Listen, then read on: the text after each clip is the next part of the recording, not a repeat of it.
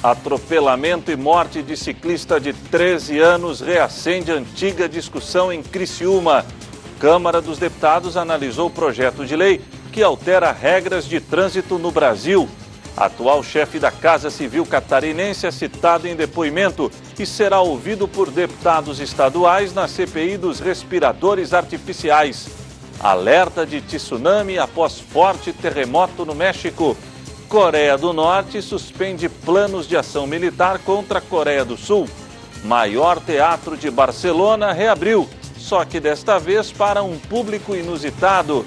Senado Federal aprovou o adiamento das eleições.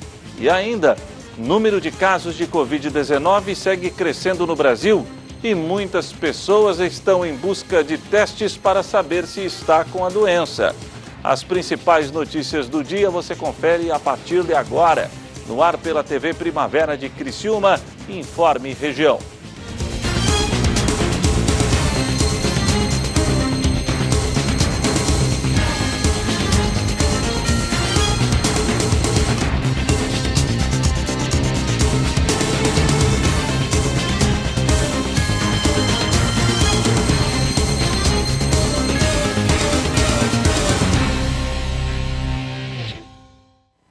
Hoje é quarta-feira, 24 de junho de 2020. A você que sintoniza a tela da TV Primavera, uma boa tarde.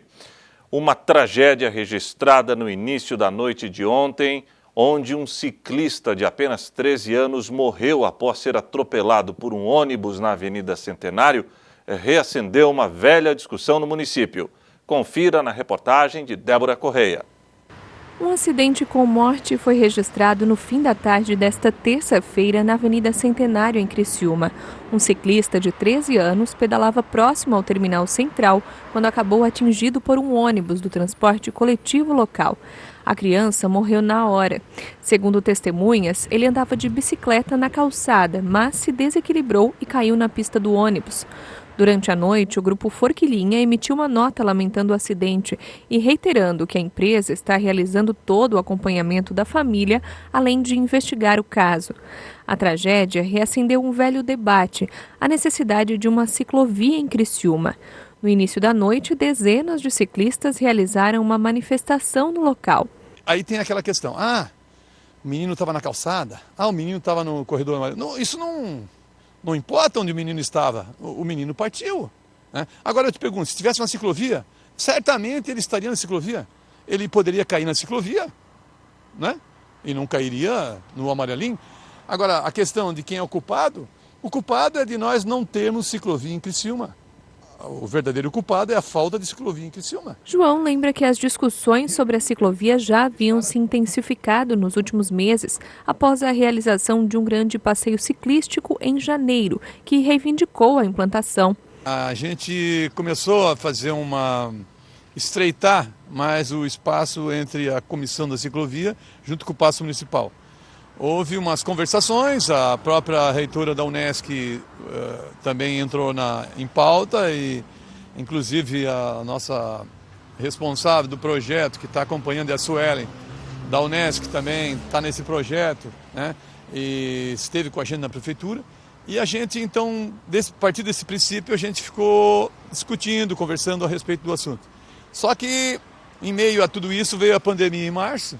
E a coisa ficou meio que parada. Nessa terça-feira, após o acidente, a Prefeitura de Criciúma se manifestou por meio de nota e, além de lamentar a morte e se solidarizar com a família, ressaltou que, em um momento oportuno, deve seguir o debate sobre a ciclovia e afirmou que continuará à disposição para discutir as melhorias na mobilidade urbana do município. Já a comissão segue pressionando. Desde que a gente fez a comissão da ciclovia, a gente nunca pressionou o governo municipal. Bem pelo contrário, a gente é parceiro do governo municipal. Então, eles também não receberam, né? Infelizmente houve essa tragédia e, em virtude disso, a gente tem que colocar o projeto em andamento, porque é sabido, a gente já sabia que esse projeto para esse ano não é impossível. Isso a gente estava ciente disso. Então, consequentemente, não será diferente. Não tem como tu saindo, né? Tem que pegar o projeto que está pronto lá dar uma reavaliada no projeto, tem umas alterações para fazer, mas que seja feito. Não pode deixar para fazer isso que tem que fazer agora, o ano que vem. Segundo João, a comissão entende que durante a pandemia as definições podem demorar um pouco mais, mas o assunto precisa ser discutido. Para essa quarta-feira, uma nova manifestação está programada, cobrando agilidade na discussão. Vai dar um tempo para eles se reorganizarem também, mas a gente quer um carinho deles também, uma satisfação. Olha, vocês vão marcar uma reunião, uma nova reunião, né? Enfim, a gente precisa de um retorno. Hoje a gente vai fazer uma manifestação pacífica em prol, né, de um colega. Afinal de contas, não é porque a criança tinha 13 anos, ele estava de bike, é um colega nosso. A manifestação, segundo ele, vai percorrer todo o trajeto onde deve passar a ciclovia. Nós, hoje às 19h30, estaremos no local do acidente, vamos fazer uma passeata, nós vamos fazer o passeio de bike, vamos sair do local do acidente, vamos no Shopping Nações e o Unesc retorna, que é onde a gente quer a ciclovia. E eu acho que é uma manifestação pacífica, porque até então a gente não gostava de falar essa palavra manifestação. Mas, em detrimento do que aconteceu ontem, a gente não é pressionar o poder público, mas a gente quer que tenha mais agilidade no processo. A Câmara dos Deputados novamente analisou o projeto de lei que altera regras de trânsito no Brasil. O PL foi apresentado pelo presidente da República, Jair Bolsonaro, em 2019, no ano passado. E desde então o texto passou por diversas mudanças. Entre outros pontos, a proposta eleva o número de pontos exigido para a suspensão da habilitação e retira a multa para o transporte de crianças sem a cadeirinha. Como prometido, a oposição tentou obstruir a votação da matéria com o argumento de que o projeto não era prioritário. Também foi solicitado o adiamento da pauta. Os requerimentos foram rejeitados. Essa matéria deve ser votada no dia de hoje. Nós temos várias imperfeições no nosso Código de Trânsito e foi bem melhorada por uma proposta do presidente Jair Bolsonaro.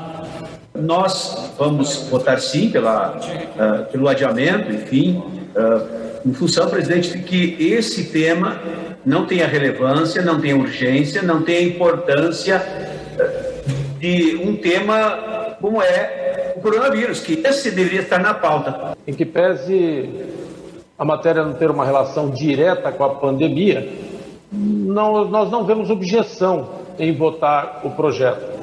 Portanto, o PSDB orienta não ao requerimento de retirada de pauta. A violência no trânsito é um problema tão complexo quanto todos os problemas que, infelizmente, estamos vivenciando hoje.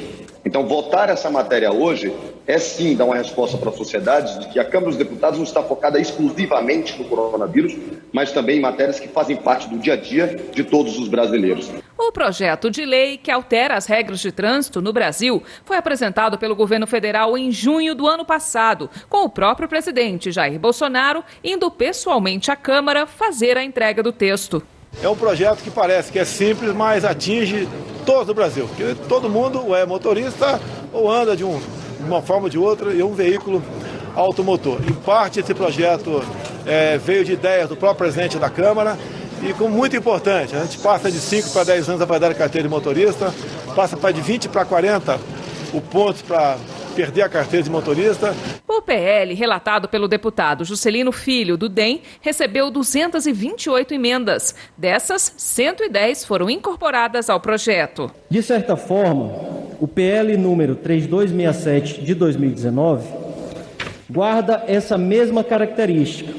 As propostas de alteração contemplam diversos temas, como a estrutura e competência dos órgãos integrantes do Sistema Nacional de Trânsito, procedimentos administrativos, inovações tecnológicas, processo de formação de condutores, infrações e penalidades, entre outros.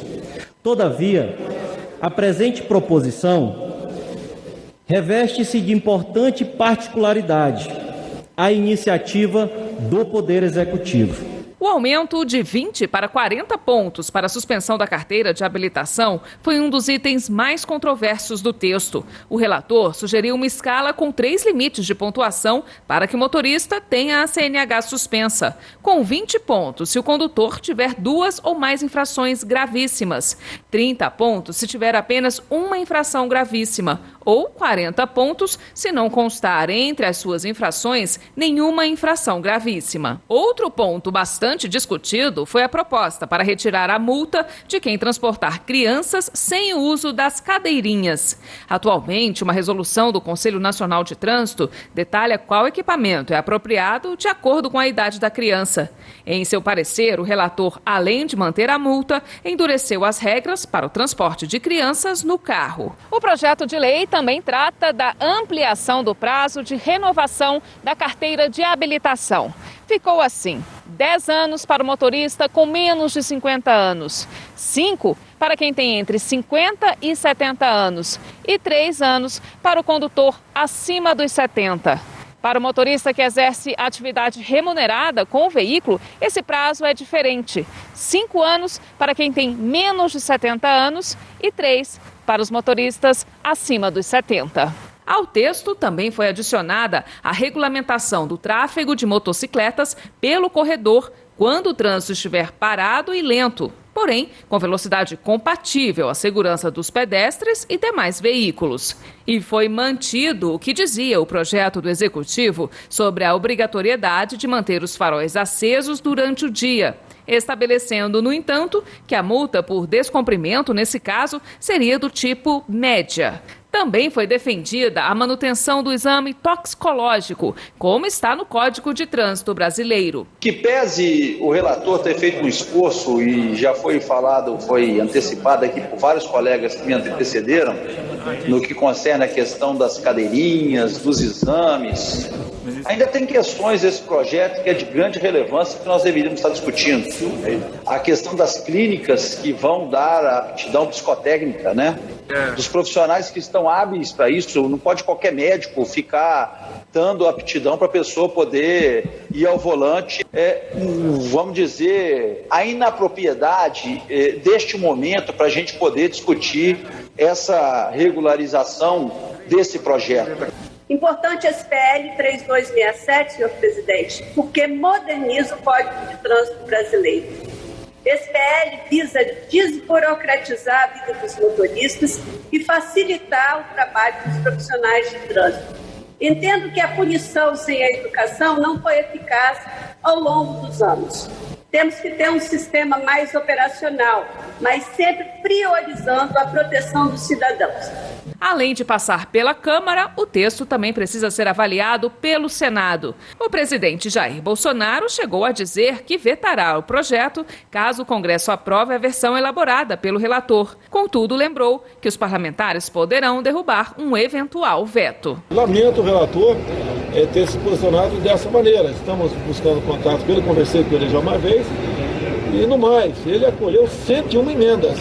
Quer dizer, ele fez um novo Código Nacional de Trânsito. Não é essa a intenção, não. Foi aprovado assim, o senhor poderia vetar o texto? Lógico que vai vetar, mas a última palavra do parlamento, com 257 pessoas votando não, derruba o veto. A seguir, atual chefe da Casa Civil catarinense é citado em depoimento e será ouvido por deputados estaduais na CPI dos respiradores artificiais.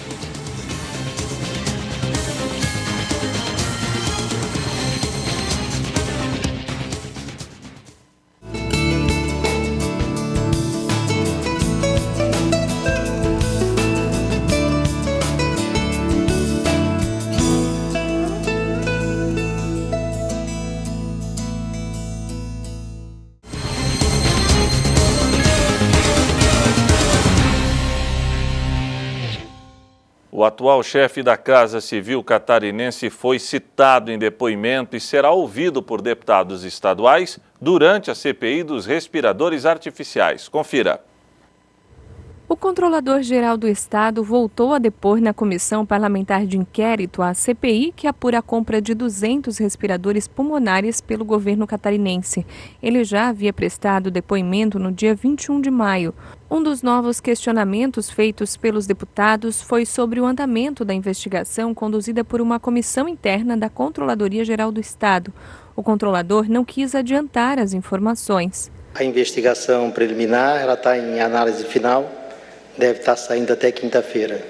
Então, enquanto essa análise preliminar não for assinada e disponibilizada aos órgãos, o que está ali eu não posso adiantar. O controlador-geral afirmou ainda que ficou sabendo da compra dos respiradores somente no dia 18 de abril, por meio da Controladoria Geral da União. Nós temos um termo de cooperação técnica com a CGU.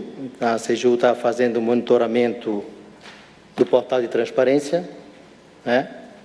Aí identificou a questão dessa compra no valor de 33 milhões.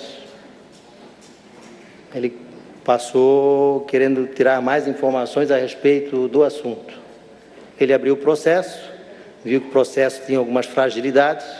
Foi nesse momento que eu printei a mensagem que eu recebi do Orlando e passei para a Márcia.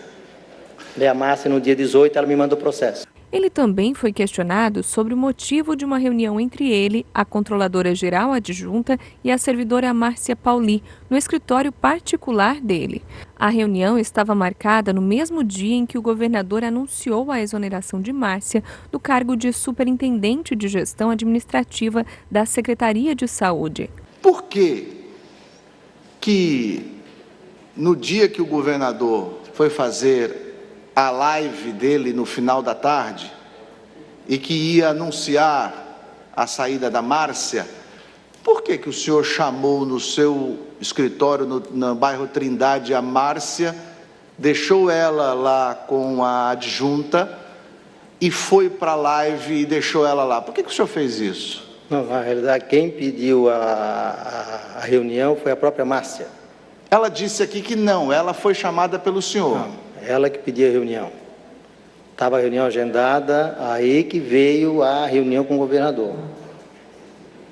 Quem solicitou foi a própria Márcia. E por que o senhor não atendeu ela no escritório da CGE e foi no seu escritório particular? A CGE estava fechada na época da pandemia. E não era nada relacionado a uma entrevista formal. Não era nada? Não era uma oitiva, não era uma entrevista formal. Apenas a Márcia queria conversar. Ela pediu um apoio. A superintendente da Secretaria da Saúde, que estava responsável por toda a compra, pede uma conversa, segundo o senhor. Ela diz que o senhor a chamou lá, mas eu vou pela sua versão. Pede uma conversa com o senhor e o senhor acha que não é nada oficial. Sim. Mesmo? Na reunião da CPI também foi ouvido nesta terça-feira o empresário Samuel de Brito Rodovalho, envolvido no processo. No depoimento, chamou a atenção a imagem de uma conversa por videochamada na qual aparecia o atual chefe da Casa Civil do Estado, Amândio João da Silva Júnior. Os membros da comissão consideram o fato grave, apesar da testemunha ter afirmado que Silva Júnior ainda não estava no cargo quando a conversa entre os dois ocorreu. O chefe da Casa Civil será ouvido pela CPI na próxima semana. Essa imagem, a Polícia Civil, o DEIC, diz que os senhores estavam conversando sobre o rolo que deu na compra dos respiradores. O senhor sabe por que essa imagem foi parar lá no inquérito? Não, nós falávamos bastante, na verdade, nessa época. Nós estávamos até tentando fazer algumas coisas de kits de respiradores com uma empresa de São Paulo. Nós chegamos a falar rapidamente sobre eu cheguei a comentar com eles sobre o processo, mas não nos aprofundamos. Assim, na época, o Júnior e o Sandro, a gente estava mais focado aí na questão dos kits de Covid com uma empresa de São Paulo.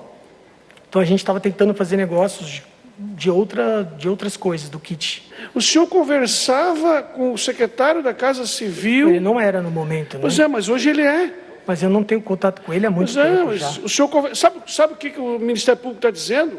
Que o senhor conversava com o secretário da Casa Civil sobre o problema da compra dos respiradores. Ah, mas isso não procede. Senhores deputados, isso é gravíssimo.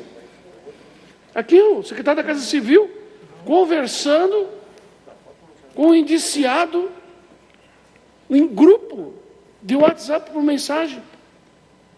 Mas isso aqui é muito grave. O empresário reafirmou que seu contato com o atual chefe da Casa Civil era sobre outros projetos. O senhor falou que o senhor estava conversando, ou falava antes com a Amândio, antes dele ser secretário da Casa Civil. O senhor disse agora que o senhor estava conversando com eles pensando em fazer kits para Covid, é isso? É um projeto privado de um amigo de São Paulo que tinha uma ideia, mas também não prosperou, não foi para frente. Onde entrava o Armando nisso? O Amândio também tinha uma expertise de negócios e era um negócio focado de privado para privado. Então a gente estava tentando fazer alguma coisa privada, né? Não tinha nenhuma relação com o governo, porque ele não tinha ainda assumido nada, né? Só para ser sucinto, eu acho que a gente deve pensar daqui a pouco seriamente, pedir o afastamento do senhor chefe da Casa Civil, com todas as informações, são reveladoras e são gravíssimas. São gravíssimas. Os Estados Unidos emitiram um alerta de tsunami para as costas do Pacífico do México, para a América Central e até para o Equador, Peru e para o Havaí, após um forte terremoto com epicentro no estado mexicano de Oaxaca. Um forte terremoto foi registrado no México nesta terça-feira. Após o tremor, os Estados Unidos emitiram um alerta de tsunami para as costas do Pacífico do México, América Central, Equador, Peru e Havaí. O Centro de Alerta de Tsunami do Pacífico dos Estados Unidos disse que ondas perigosas de até 3 metros podem atingir qualquer lugar a menos de 1.000 quilômetros do epicentro do terremoto. O centro advertiu que os tsunamis incluem várias ondas que podem chegar em intervalos de até 1 hora. Hasta ahora no nos han reportado daños. Até agora não houve registro de danos. Ainda falta comunicação com Oaxaca, mas temos contato com outros estados. De qualquer forma, todos devem ficar do lado de fora para estarem a salvo no caso de réplicas. Estar a salvo ante qualquer réplica. O fenômeno, com magnitude preliminar de 7,7, ocorreu às 3h30 da tarde no horário local e o epicentro foi no estado de Oaxaca. O terremoto ocorre enquanto o México ainda tenta superar o novo coronavírus. O país teve mais de 22.000 mortes, o segundo maior balanço na América Latina. De acordo com informações da agência de notícias estatal norte-coreana, o líder Kim Jong-un suspendeu os planos de uma ação militar contra a Coreia do Sul. A tensão entre os dois lados do paralelo 38 havia crescido nos últimos dias. O líder norte-coreano Kim Jong-un suspendeu os planos de uma ação militar contra a Coreia do Sul de acordo com o anúncio da imprensa estatal nesta quarta-feira e depois de vários dias de tensão na península. Pyongyang havia intensificado recentemente os ataques verbais contra Seul, com críticas especialmente aos dissidentes do regime presentes no sul que enviam panfletos de propaganda em direção ao norte com o uso de balões. Depois de romper os canais de comunicação oficiais, a Coreia do Norte destruiu na semana passada o escritório de relações entre os países que havia sido inaugurado em setembro de 2018 e simbolizava a aproximação das duas Coreias. A agência oficial de notícias da Coreia do Norte, a KCNA, informou nesta quarta que Kim presidiu uma reunião da Comissão Militar Central que suspendeu os planos de uma ação militar. O Norte também começou a retirar os alto-falantes das zonas fronteiriças que havia instalado 2 dias antes para divulgar propaganda contra Seul. As decisões aparentemente conciliatórias de Pyongyang são incomuns e acontecem depois que analistas afirmaram que o país tentava provocar uma crise artificial para obter concessões. As relações intercoreanas estão paralisadas desde o fracasso de uma reunião no Vietnã entre Kim Jong-un e o presidente americano Donald Trump no início de 2019. A seguir, Senado Federal aprovou o adiamento das eleições.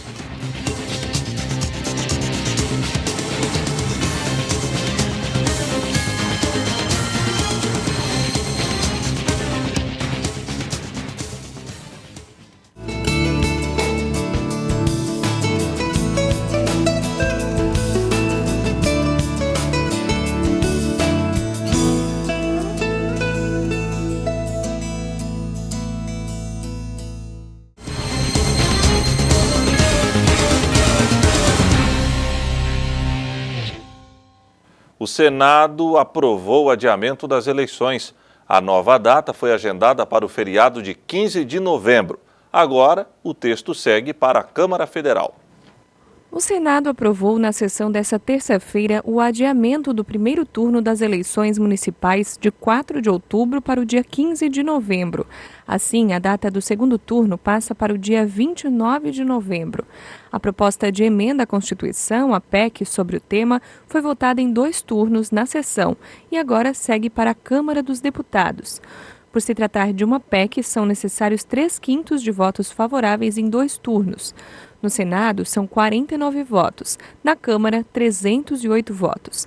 O adiamento das eleições em 6 semanas é em razão do cenário epidemiológico do novo coronavírus no Brasil e a consequente necessidade de se evitar aglomerações. O texto também autoriza a Justiça Eleitoral a prorrogar por mais tempo a escolha de prefeitos e vereadores nas cidades em que os casos de Covid-19 não estejam controlados, mas tem um limite, 27 de dezembro. Apesar da aprovação, alguns partidos não concordaram. Eu sou contra a realização de eleições em qualquer data, enquanto vigorarem essas certezas científicas de isolamento social e essas incertezas quanto à extensão da pandemia. Uma vida sequer que seja sacrificada por conta das aglomerações de campanhas eleitorais mais extensas e de uma eleição nessas condições, já não vai ter valido a pena. Nós fazemos valer a Constituição a qualquer preço. Por que não suspender as eleições? Bom, primeiro, presidente, aí eu acho que seria casuísmo. Veja, seria dado mais 2 anos de mandato e seria, para alguns, se aproveitar do vírus. Nós não podemos criar circunstância de aproveitamento do vírus, porque isso fere a Constituição, presidente. E é o artigo 60 da Constituição, parágrafo 4º, inciso 2, que diz da periodicidade do voto. 15 segundos. É uma cláusula delicada, presidente. Em tempos em que a Constituição é questionada, nós não podemos ferir uma cláusula pétrea da Constituição, que é a periodicidade do voto. A proposta não estica os mandatos atuais e nem muda a data de posse dos eleitos, que vai continuar sendo no dia 1º de janeiro de 2021. O texto ainda determina novos prazos para o calendário eleitoral de 2020. A escolha dos candidatos pelos partidos e deliberação sobre coligações será entre os dias 31 de agosto e 16 de setembro.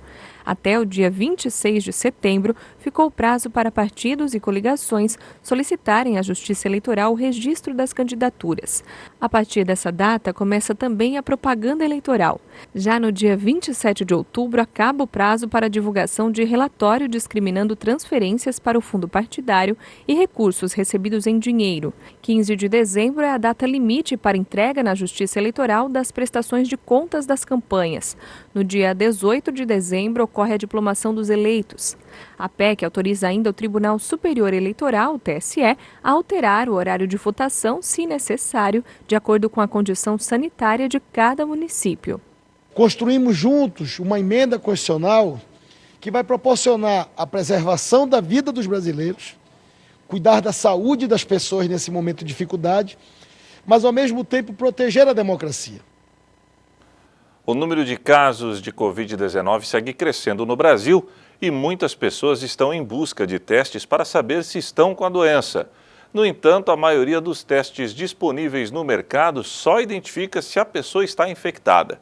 Um novo teste desenvolvido por cientistas do Rio Grande do Sul constata se as pessoas que tiveram contato com o novo coronavírus já adquiriram imunidade e desenvolveram anticorpos, evitando assim uma infecção mais severa.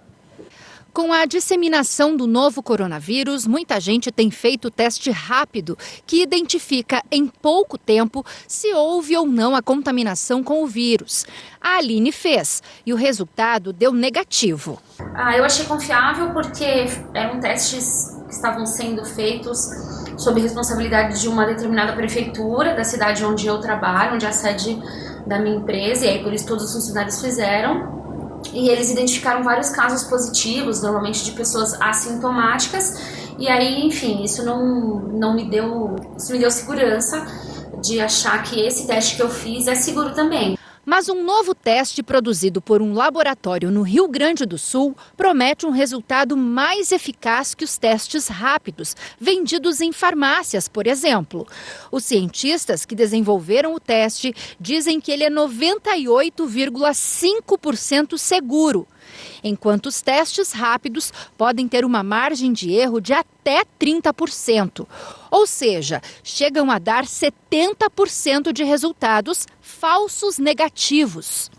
Além de saber se já tivemos contato com a doença, esse teste inédito é capaz de identificar como está a nossa imunidade, se o nosso organismo já combateu ou se está combatendo o coronavírus. Deu positivo, eu tive contato com o vírus, beleza.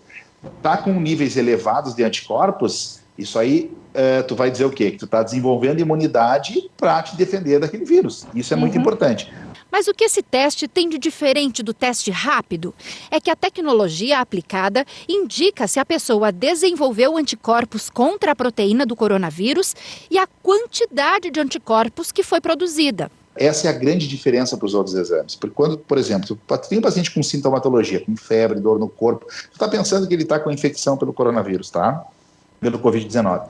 O que tu vai fazer naquele momento? Tu vai fazer o PCR, que é aquele exame que é o swab nasal, que também pode ter uma margem de erro, mas é o exame que tem que fazer, ok? Ou tu vai fazer um teste para identificar IgG e IgM contra a proteína N, aí sim, que é para diagnóstico, tá? Mas tem que saber que esses exames podem ter margens de erro, ok? Mas a gente vai fazer isso. O nosso exame, ele vai se prestar para aquele paciente que, por exemplo, teu pai teve um problema, teve a doença, tu teve contato com ele, tu não sabe se tu tem. Passou 15, 20 dias, tu acha que teve uma febrícula, tu teve uma dor no corpo e tal, então tu faz o quê? Não adianta tu fazer um PCR, não vai funcionar, porque o PCR é bom até 3 dias depois que tu desenvolve sintomas. O teste rápido contra a proteína N só vai te dizer se tu teve contato ou não e erra numa margem muito grande. Aí tu e aquela paciente vai fazer o quê? O anti-proteína S.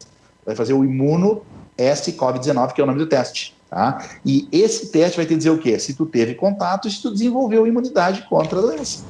Para chegarem a esse resultado, os pesquisadores analisaram em laboratório 8.000 amostras de sangue. O teste desenvolvido no Brasil já está sendo produzido em larga escala e está disponível em diversas cidades do país. O resultado fica pronto em até 6 horas. Evidentemente que aquele paciente que foi identificado neles anticorpos contra a proteína S, nós estamos sim conferindo um grau de imunidade contra a doença nesse paciente, tá ok? E isso vai ajudar a ele retornar de uma forma mais segura. O paciente vai se sentir mais seguro para retornar às atividades dele, porque ele já teve contato, já desenvolveu um anticorpo que por característica é neutralizante, e conforme a quantidade que ele tem dos anticorpos, ele vai estar dessa forma evitando que ele tenha uma doença clinicamente significativa, nunca deixando de utilizar máscara, utilizar álcool gel. Por quê? Porque isso é uma medida social. A gente tem que orientar todas as pessoas a fazerem isso. E o Informe Região desta quarta-feira fica por aqui. Voltarei amanhã, se Deus assim permitir. Boa noite.